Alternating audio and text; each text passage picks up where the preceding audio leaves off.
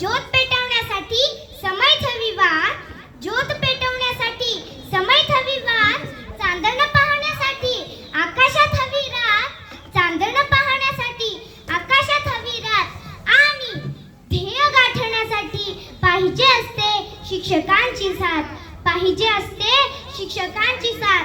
आयुष्याला आकार, आधार आणि अमर्याद ज्ञान देणाऱ्या तमाम गुरुवर्यांच्या चरणी माझे कोटी कोटी वंदन. सन्माननीय व्यासपीठ, आजच्या कार्यक्रमाचे अध्यक्ष, प्रमुख पाहुणे, पूज्य गुरुजन वर्ग आणि माझ्या विद्यार्थी मित्र मैत्रिणींनो, आज 5 सप्टेंबर म्हणजेच शिक्षक दिन. 5 सप्टेंबर 1962 पासून शिक्षक दिन हा साजरा केला जातो.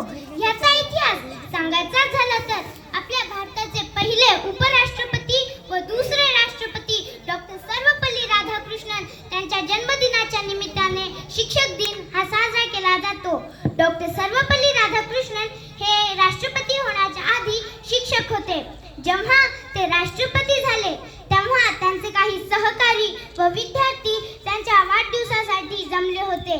तेव्हा राधाकृष्णन त्यांना म्हणाले की, मित्रांनो, तुम्ही जर माझा वाढदिवस शिक्षकांचा सन्मान व्हावा म्हणून शिक्षक दिनाच्या रूपात केला तर मला आणखीनच अभिमान वाटेल.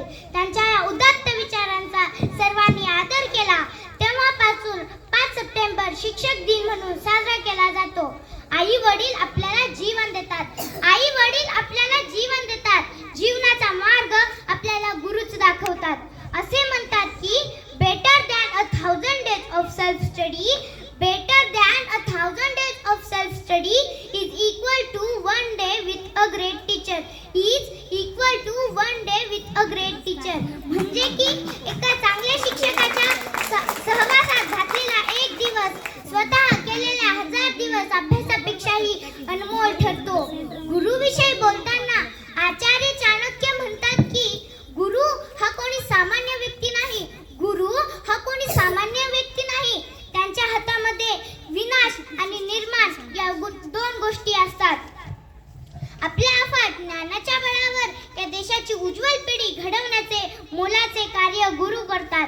अशा या सामर्थ्यशाली शिक्षकाच्या सन्मानार्थ मी म्हणते की बंद हो जाए सभी दरवाजे, नया रास्ता दिखाते हैं गुरु, बंद हो जाए सभी दरवाजे, नया रास्ता दिखाते हैं गुरु.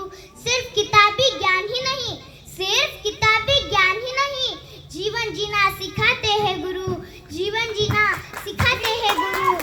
आपल्याला या ओळीमधून कळते की गुरुला आपल्या आयुष्यात अनन्यसाधारण महत्त्व आहे. पुन्हा एकदा सर्व गुरूंना मी वंदन करते आणि माझे भाषण थांबवते. धन्यवाद.